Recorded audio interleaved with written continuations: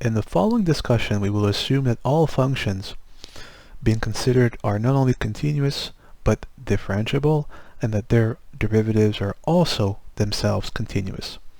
So suppose we look at the definite integral from a to b of f of g of x times g prime of x dx.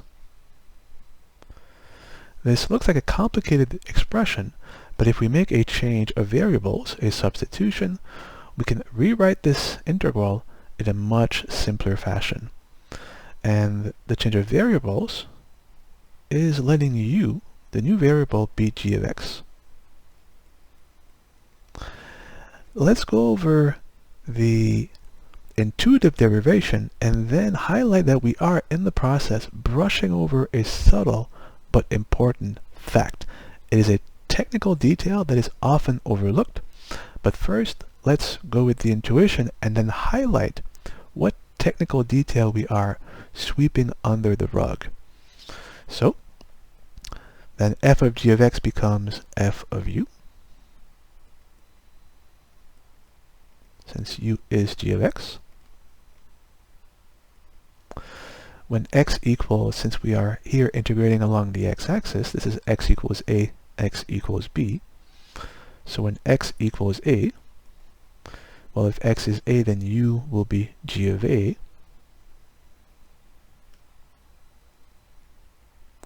And when x equals b, then u will equal g of b.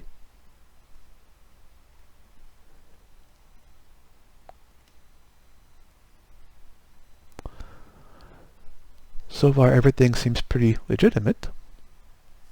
So we integrate first along the x-axis from x equals a to x equals b. If we transform by making a change of variables, we will now be summing no longer along the x-axis but along the new axis given by the u-axis. So we will be summing along the u-axis not from x equals a to x equals b, but from u equals g of a to u equals g of b.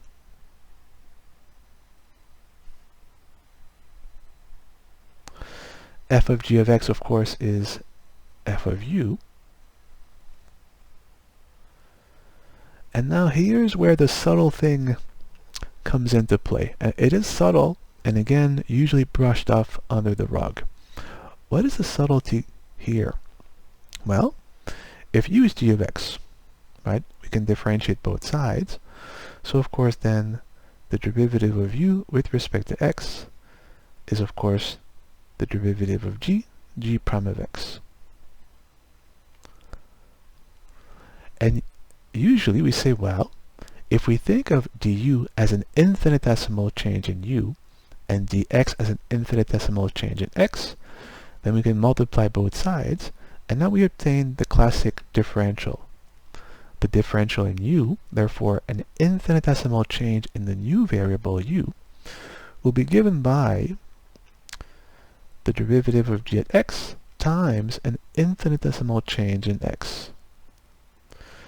And so g prime of x dx is simply du, and it looks like we are done with the substitution.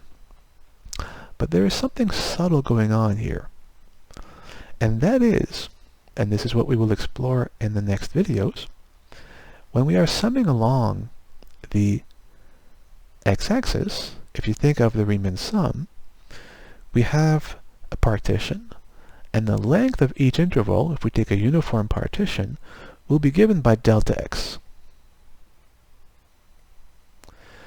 When we integrate the new integral, now we are summing along the u-axis, so we will take a partition of the interval along the u-axis, again taking a uniform partition, but it doesn't have to be uniform.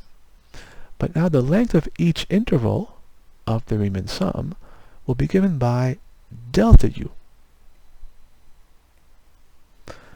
And what we now have is du, the differential. This is the exact change in the function g. This is, if you remember, well, since du is the slope of the function g at x times dx, du is the change along the tangent line to g at the point x. And the exact change in the function is not the same as the change along its tangent line. So du is but an approximation to the exact length of the new intervals for the Riemann sum of the new integral. So this is where the cheating comes into play, right?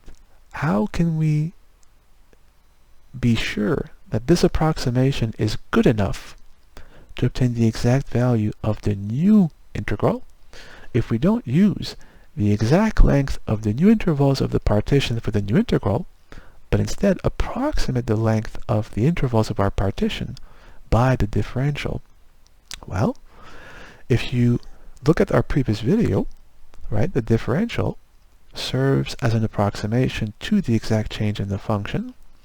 The differential is nothing but linear approximation, right? This is the change along the tangent line, the slope of the function at x times the change in x. And what we did show in the previous video is that the difference between the linear approximation, du, and the exact change in u, delta u, this approximation is very, very good. In fact, the error is an order of magnitude smaller than the change in x.